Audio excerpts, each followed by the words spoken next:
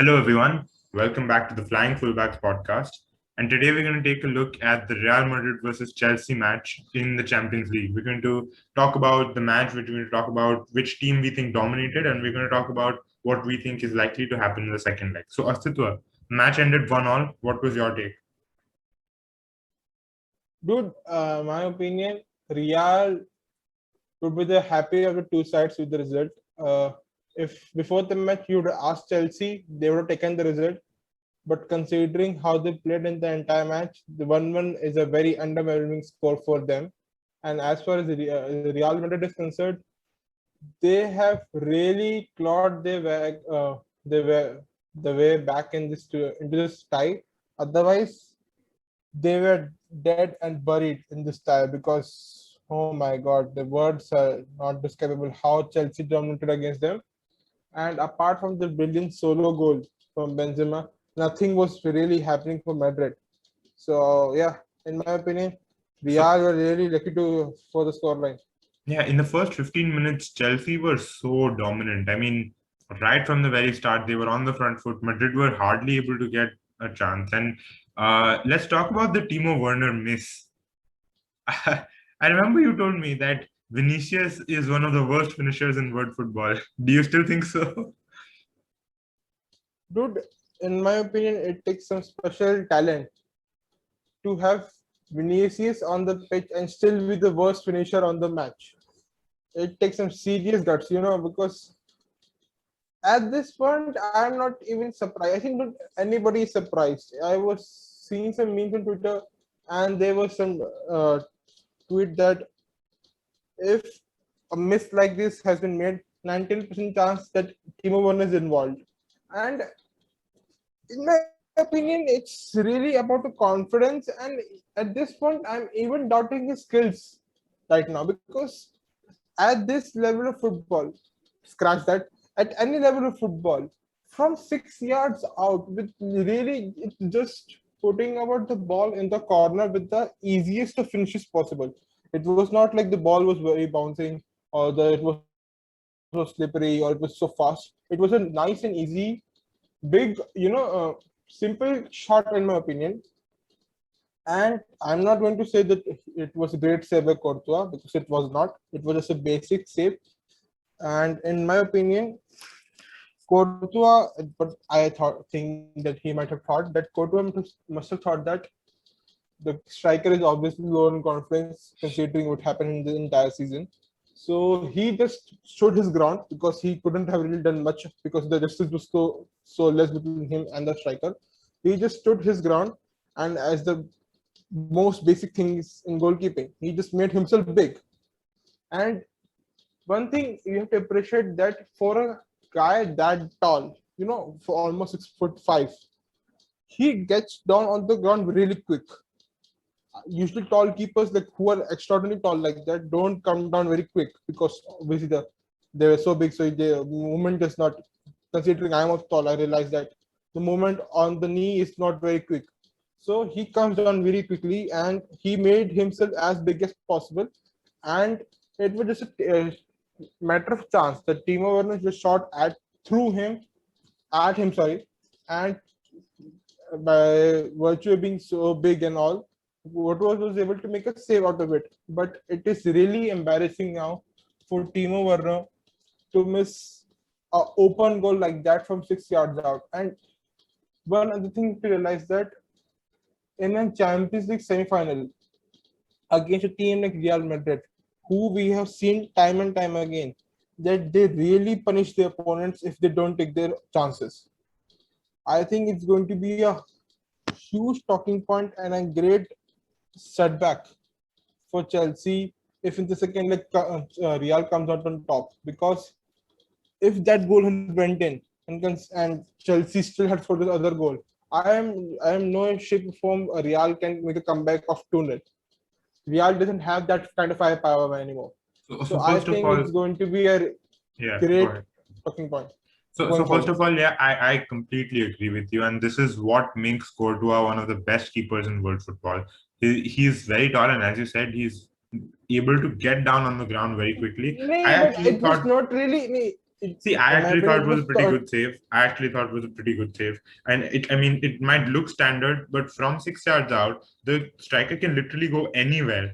And it was a good, predetermined it save. was a It's a great judgment in my premeditated opinion. save. It was not a It was good. good It judgment. was not Yeah, a it was great good save. judgment. Yeah, it Anyway, was a great judgment. speaking of Werner, I mean, the Chelsea number 9 curse is real, man. It has to be. There is no other explanation. Werner was finishing was the one thing Werner could do last season, and it's just I can't even describe it, man. The number 9 See, curse is real. I don't believe in this process and all. I just think that the pressure of a new player, especially in that position, is so great right now that nobody is able to come out of it. It's same like what Ria is having with number 7 jersey right now, or what Manu is having with the number 7 jersey. The pressure of the past performance is so high. Such With as anybody who's Morata, huh? past performances such as Morata or Falcao. It's Torres. more about Nani. In Chelsea's case, it's the other way. That everybody who has come in has flopped so dramatically that its expectations are very, Yeah, but low right now, but in I a mean, negative way. That look, to be fair people are to be fair assuming.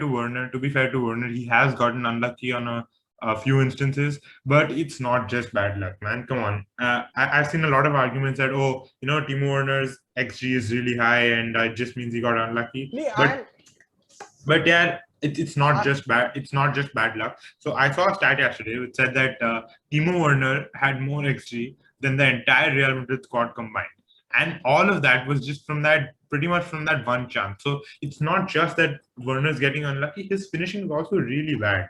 You need to understand Yeah, that. that's what I'm saying. That's what I'm saying. That I am not doubting about like this, like luck and all. I am genuinely doubting his skill right now. Yeah. I personally think something is really going wrong with that guy, and he needs a loan.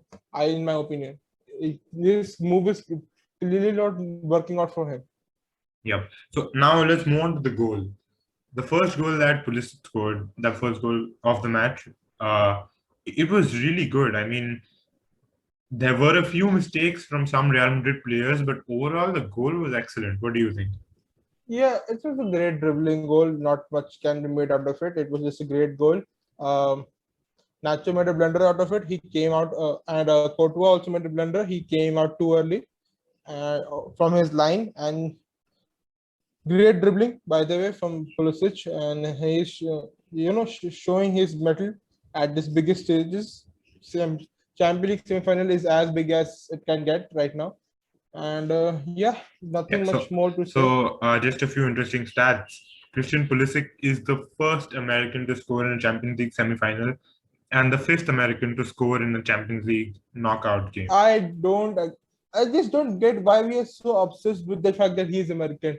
It's okay. Many players of different country play. It's It's okay. not He's it's not American. I about want being to. obsessed with him because it's American. This is just a stat. I mean, you don't need to make too big a deal out of it. We It's not don't go because he's around with stats American. like Mariano. No, we don't go around with stats like Mariano Diaz scored a goal. So he was the first Dominican Oh, Republic we so do and we so. do. Like when Yannick Carrasco scored in the Champions League final, I remember the whole like everything was filled with Yannick Carrasco was the first Belgian to score in the Champions League final. This is pretty regular. It's not just because he's American. No, but Anyway, it's so much more common for anyway, Pulisic. let's move on now. Benzema's goal. Of course, the goal was outstanding, but I remember someone saying that now I'm serious, Benzema for Ballon d'Or. See, if it whomever might have said that might be had said that in impulsive emotions, but yeah, I clearly maintain that this season he has been the best player in La Liga, no Not doubts about it. Messi? Even yeah, Really? yeah. I mean, see, I get that he has scored less goals than Messi. He has, given less assists, 1 or 2 assists less than Messi, but he has been way more consistent and way more crucial and way better than Messi. So It can also be the this fact is that really a hot take because Messi, I think in his last 9 games or 10 games, he was man of the match in every single one of them. Messi has been and really, really good. Yeah, but Benzema has scored 13 goals in the last 14 matches. All right. I mean, I don't agree with you. Yeah, It's a hot take, yeah, but and also the fact that and other fact is that Barca as an overall unit is working better right now. Mhm.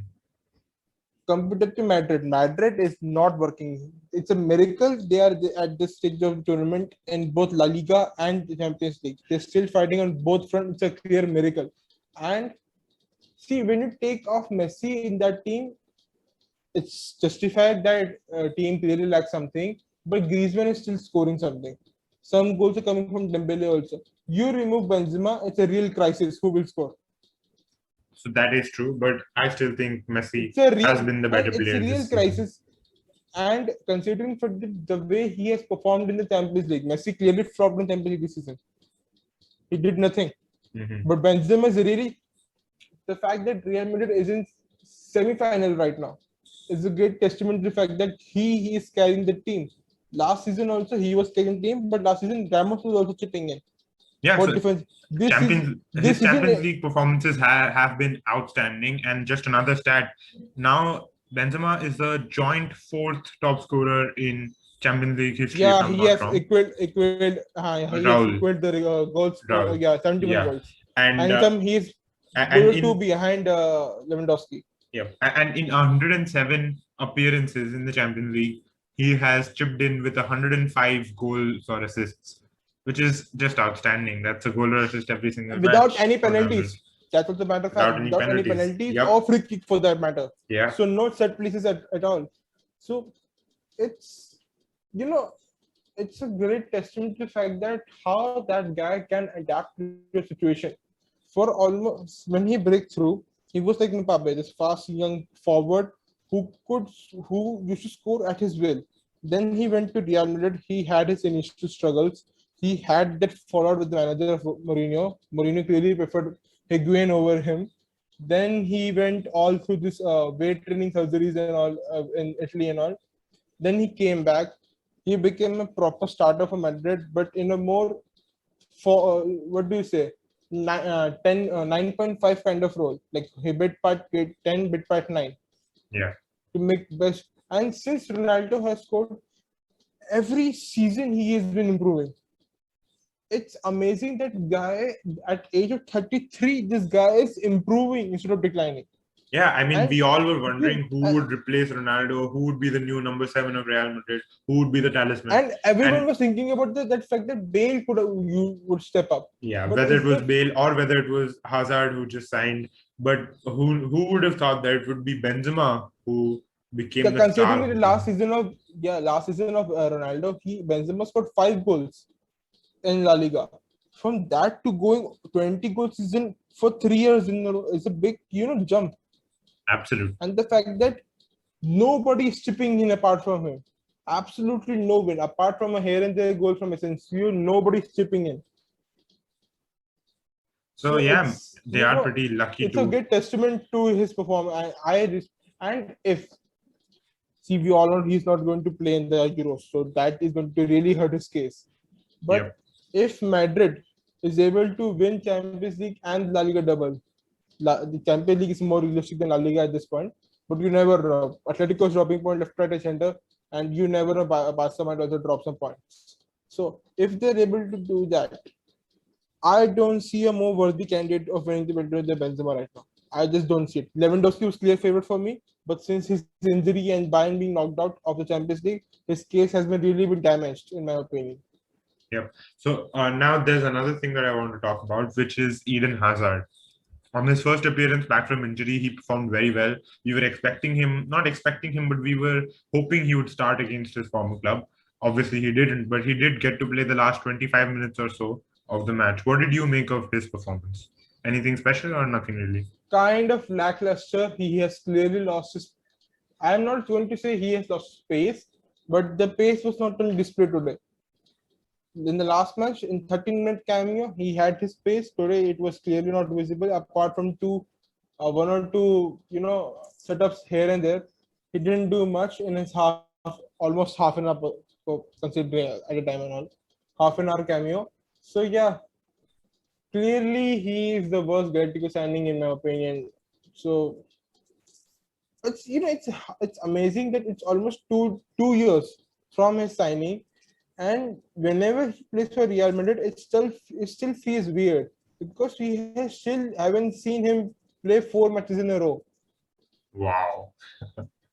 I mean, As a Madrid fan, whenever he plays for Madrid, it still feels weird. It still doesn't feel like he is a Madrid player because we have seen so even Kaka had more games at this point. Even though Kaka was almost out for entire year in a row, not like stop and pause.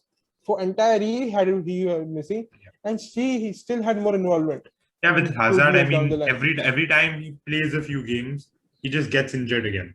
So he isn't able to find a consistent run of games. Yeah, and first he came overweight, and also whole Yeah, thing that's has also been a true. rolling stone down his career. So I don't know, man. It's just the fact that he's he has to get his head right, because if he is not able to do something productive in a next year or so, he is gone.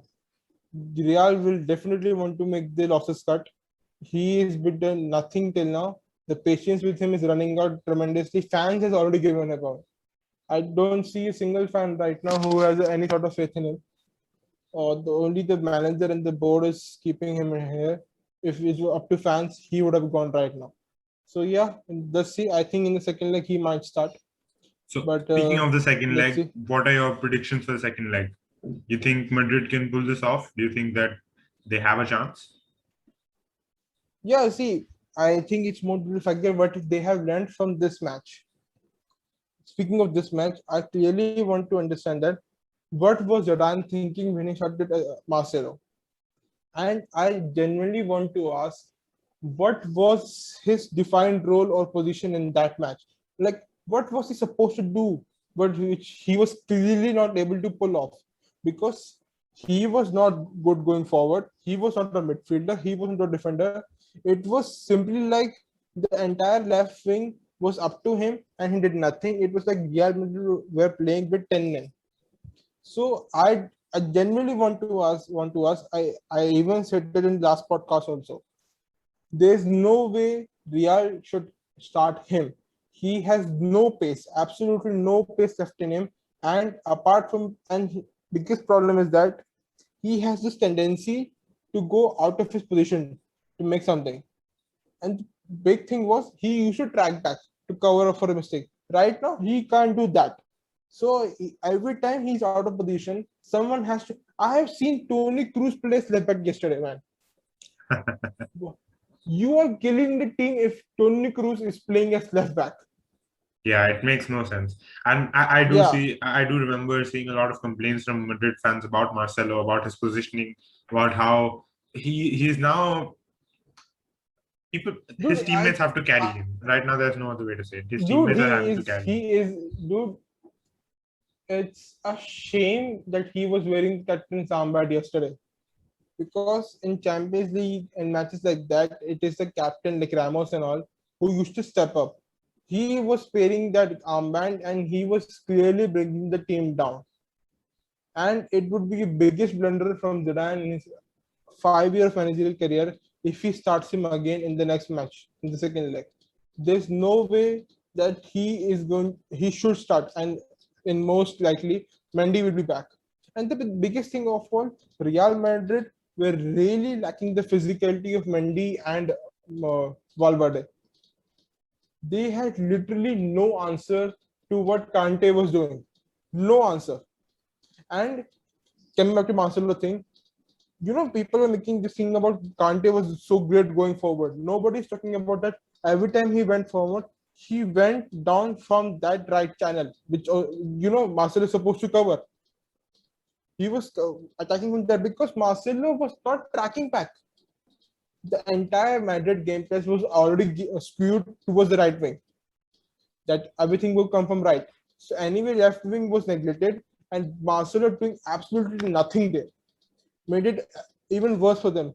In the first 20 minutes, I didn't see an entire player in the left wing doing anything, because even Vinicius was doing playing centrally, so he was not there. So that's the problem. And like speaking of physicality, there was no answer. And in my opinion, Modric should not start the next match for Real Madrid, not in Champions League, in the La Liga game, so that he can finally get some. He was clearly dead from the minute the match started. His legs were totally gone. At the age of 35, that player should not be starting week in, week out in every matches for 90 minutes. He clearly needs a rest. He should be dropped from squad altogether in La Liga game. La Liga is already pretty much gone for Madrid right now. They should not waste their chance of Champions League for a, I don't know, the opponent also. I think also No, as the opponent. I So absolutely agree yeah. with you. I mean, Madrid have a much better chance to win the Champions League, So and yeah. they should be So focusing the, on that. Yeah. yeah, So so they should drop Modric because he like his legs is gone. Toni Kroos should not be played in the next match. And as per the rumors are concerned, Mendy and Ramos and Valverde will be back for the second leg.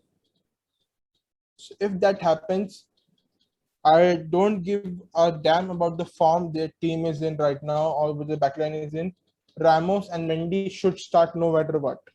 Because whatever Marcelo is doing, Mendy with even one leg can play better than that. And clearly, we need Ramos at the back. We need yeah, Ramos. I think We need, Ramos really adds a lot to the Madrid team, especially in the Champions League. He's such an experienced yeah, player, and not only that, I mean, it feels as if all his teammates are galvanized by his presence on the pitch. He dude. Also, elevates that everybody to the next level. dude. Also, the fact that it might be his last season. So Oh if yeah, absolutely. it's pretty much likely his last season, and it might be his last Champions League game if Madrid goes out in semi-finals. So I think he should play. He is the one who is going to, the element of motivation really flows through the veins of the body of Ramos. So I think he should play. Mendy should be back, and Valverde should be given some game time because the physicality is required. Because Chelsea came into this match, and I think that's what caught Madrid by surprise. That Chelsea came into this game hungry for goals. I think Madrid didn't anticipate that, and that's why in the first 20 minutes, Madrid had literally no answer what was happening to the match. One plus point from the fact that Vinicius was really able to make Thiago Silva and Cesar Azpilicueta redundant because Caesar Aspilicueta and Thiago Silva don't have pace anymore. So they were not able to control Vinicius. So I think that's the thing they could attack in the next match, or maybe Tuchel will learn from that and he will play Reece James like he did in the last 20 minutes. So that's the thing for Tuchel to consider that Aspi has no answer to what Vinicius is offering, and Vinicius will play the next match, either on the left wing or the right wing. And considering Hazard, he will start next match in the La Liga, and we will see what he does with that performance. If it does something, he should start. If it doesn't, this doesn't make any sense to just go for the feelings and emotion and start him. Yeah. So it's clearly advantage Chelsea, and we'll see Clearly, no doubts about that. we'll see what happens in the second leg. Now, just before we wrap up the podcast, quick predictions for tonight. What do you think is going to happen? Man City versus PSG. Like we said, I think PSG will destroy them. Wow. Okay. I am kidding. I said in the previous podcast, so I think Man City is going to win 2-1. Yeah. So I'm still going for a 2-2 draw. But yeah, but coming back to second leg, I think that Madrid has realized that clearly what was they playing during the first half was not working. And in the second half, I think Madrid will take the game to them and they will be more composed in the back. There's no way Madrid is going to play the way they played in the first half against Chelsea. It will be more a second half kind of approach to, strangle the life out of Chelsea. And with the inclusion, definitely one of Mendy is Ramos and definitely coming back. And there's no way Marcelo is going to play again. So, in my opinion, Real Madrid is still going through, in my opinion. Okay, so that's a bold prediction. But because the sheer experience is just going to, I think, because Chelsea had pace. Chelsea did literally tactically. Tuchel, I have to give it to him. Tuchel literally Guardiola this match against Jordan. Jordan had no answer, but the inexperience of Chelsea players, like players of Ben Chilwell, who are young and upcoming, Mason Mount, was clearly on show. They have talent, they play good in Premier League, but the fact that they never been this far in Champions League clearly showed that they were making, immature mistakes. And Casemiro was literally on a hunting mission for Havertz and Mason Mount. It was a good chance that he might have done what Ramos did to Salah yesterday. That Casemiro could have gone full Ramos and broke Havertz's leg. So that's the thing. But I think Real would go through. I think they will make it a 1-1. I do agree with you. Kind of thing. And see, as I've said time and time again, I would not bet against Real Madrid in Champions League match, regardless of what match it is. I would not bet against them. And especially with Ramos coming back, final. as you said, whether it's tomorrow's the final, yeah. So let's see what happens in the second leg. So thank you. We're going to wrap up today. Thank you for watching, and see you next time.